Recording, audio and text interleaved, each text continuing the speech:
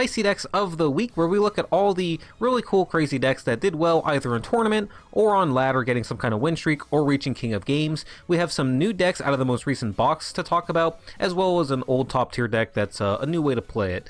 So jumping straight in, we have a Fossil deck here. This is one of the new decks that came out of the most recent box and got some support from having an anime character that used it in the show as well. That's where we're getting the new skill from, Golem Hole from Jim Crocodile Cook. From turn 2 onward, you can send a level 8 Earth Rock type monster from your hand to the graveyard. And then you can add a Fossil Fusion from your deck to hand, or a card that lists Fossil Fusion from your deck to hand. So this is really nice for a couple reasons. One, Gaia Plate is the monster we're going to be sending from our hand to the graveyard, and it's really easy for us to get it to hand as well with Shell Knight being able to search it out from our deck to our hand. But also it's good for Fossil Fusion, being able to dump a rock monster in the graveyard immediately for the Fossil Fusion. It's kind of like a Miracle Fusion where you use monster out of your graveyard to fusion with it, so being able to dump something in there right away is really nice.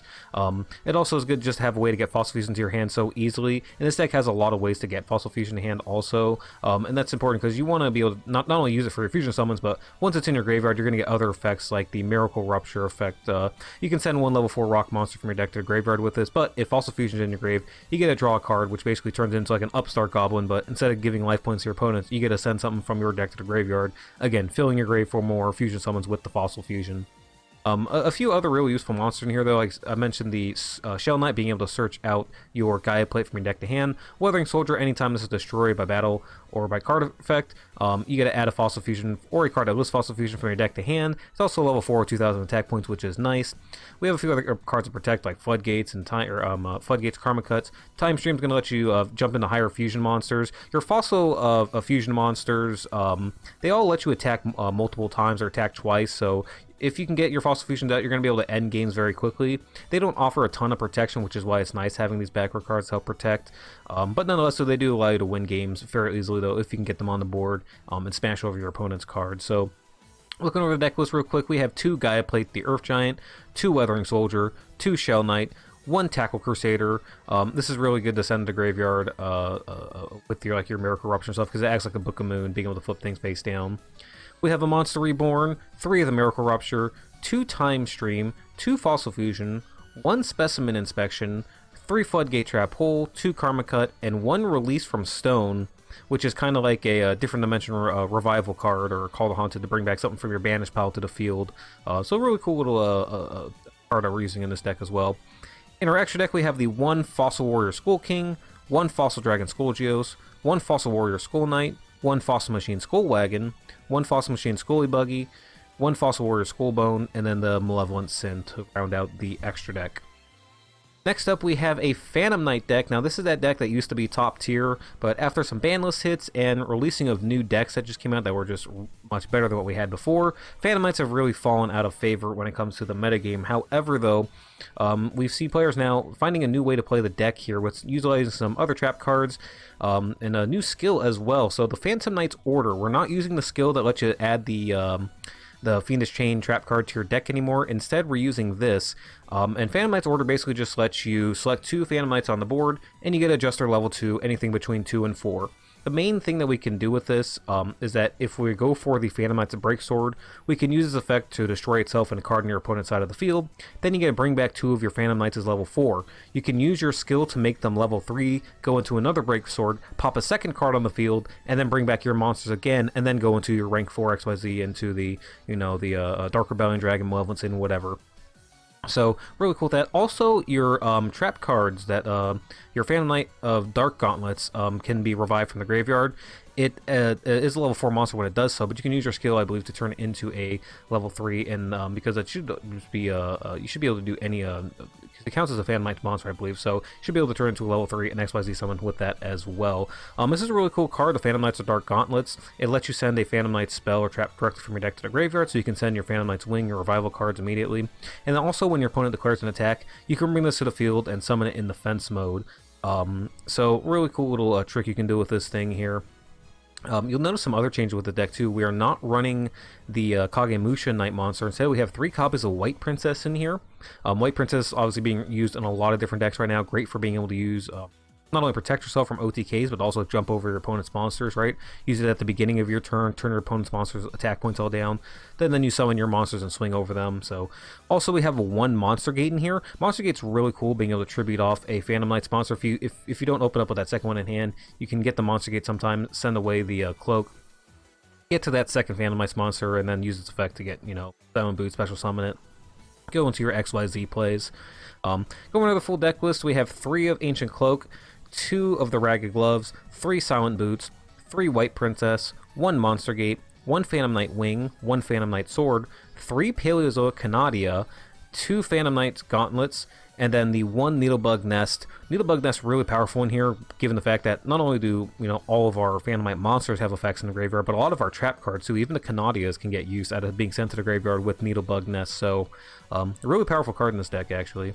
In our extra deck, we have the 1 Dark Rebellion Dragon, 1 Abyss Dweller, 1 Dante, 1 Phantom Knights of Cursed Javelin, 1 Malevolent Sin, and then the 2 Phantom Knights of Break Sword. Next up, we have a Super Quant deck. This is another one of the new decks out of the Shining Sunrise box that just recently came out.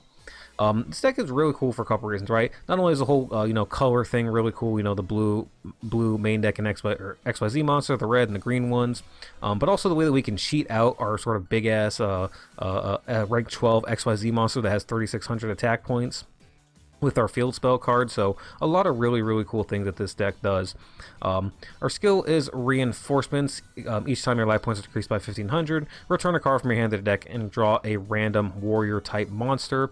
So really an easy way to be able to guarantee that we can get out our super quantum red layer, which is going to get its extra effect here, right? A lot of people know this card maybe from Master Duel or from the TCG, seen it being used in like Infernoble Knights and stuff like that. If you don't have any monster, you can special summon it to the field. But whenever you normal or special summon this thing, you can target a super quant in your graveyard and add it to your hand. So you immediately get to add a super quant in the grave. If you add your blue layer back to hand, you can then normal summon this, add another super quant card from your deck to hand. So it just allows you to continue the chain going, and just continue to plus off of it. So really nice that we're able to get the extra effects out of red layer in this deck compared to what you might be used to seeing like in the TCG or whatever. Again, we have this little color coding system with the blue, red, and green monsters. You have your extra deck monsters, which are level or rank 5, 3, and 4 based on which ones you use to summon them. Again, you can cheat them out with a field spell, which I'll mention in a second. But all your XYZ monsters which you bring out have really cool effects. They all have the ability to activate on your opponent's side or during your opponent's turn, as long as you have the proper monster underneath. But basically, the fire one lets you pop monsters, the blue one lets you pop spells and traps, and the wind one lets you flip monsters face down like a Book of Moon effect. So really powerful XYZ monsters you then get to summon to the field with all of these things. And again, of course, the field spell is really cool. Discard a card, target a super quantum monster you control, special summon from your extra deck a super quantum mech beast that's the same attribute as the one you control. So if you got your fire monster, you can pull out that fire card, and then it'll get its effect to pop a card on the field during either player's turn. You can also send the card from the field zone to the graveyard, target 3 of your Super Quant XYZ monster with different names in the graveyard or you control, and special summon the rank 12 one with all 3 being used as material. So you do have to discard with this, so we're using Metal Foes Fusion here. I've seen people using things like the Thunder Dragon and other stuff, but I really like Metal Foes Fusion. Of course, you're not going to be actually using this as a fusion summon. You're just using this as discard fodder, because whenever this is in your graveyard, you can return it to the deck, draw a card. So you're always going to be replacing your discard with the field spell, which is really nice as long as you have the Metal Foes Fusion. You get 2 of them to draw into, so really cool a little deck here. I really am excited to try this one out. I love the way this deck looks with its colors, but also it does have some really cool tricks to it. Again, we have 3 Super Quantum Blue Layer, 3 Super Quant Red Layer, 2 of the Green Layer, 3 Super Quantal Fairy Alphen, 1 Monster Reborn, 1 MST, 2 Book of Moon, 3 of the Super Quantal Mech Ship Field Spell, 2 Metal Foes Fusion, and then 2 of the Red Magnifier, 2 of the Blue Grampulse, 2 of the Ouroboros, and then 1 Mech King Great Magnus to round out the extra deck for these Super Quants. Alright, and last but not least, we have Fire Fist. This is another deck that got support in the most recent box, Shining Sunrise. We got a new fusion monster, which goes along with the, Synchro, XYZ, Ritual Monster, all the other stuff that this deck already had. It has a pretty cool effect as well, so it's a level 8 with 2600 attack points. Any 2 Beast Warrior monsters will make it. And if this card's special summoned, you deal 100 attack points for each fire formation card you have. Not important, but what is important is during the battle phase, quick effect, you can send one face-up fire formation spell or trap you control to the grave, then target a card on the field and destroy it. So during either player's turn during the battle phase, you can pop something, which is great for your turn being able to clean something out with its effect and then swing over something with its attack. But then also it has that protection during your opponent's turn where it can stop your opponent from being able to swing over it. So we also got a new main deck monster as well, Brotherhood of the Fire Fist Panda. It's a level 5 with 2100 attack points. If you activate a fire formation spell or trap card, you can special summon this card from your hand, then special summon a Fire Fist monster from your graveyard. So it's really nice to be able to bring back Rooster. It does negate the monster's effect as well, so you can bring back the Rooster and get the search off of that card as well.